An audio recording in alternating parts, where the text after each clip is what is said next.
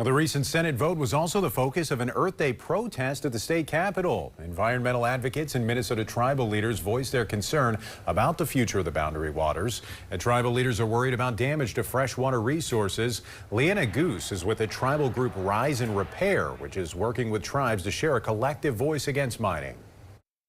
We have to begin to think of these lands and waters not as our backyards, but as our children's future. On the other side, many lawmakers argue a copper nickel mine there will create new jobs and resources that are crucial for renewable energy and electric vehicles. Well, here in Canal Park, just an hour ago, residents were out protesting Stauber's legislation and the Senate vote.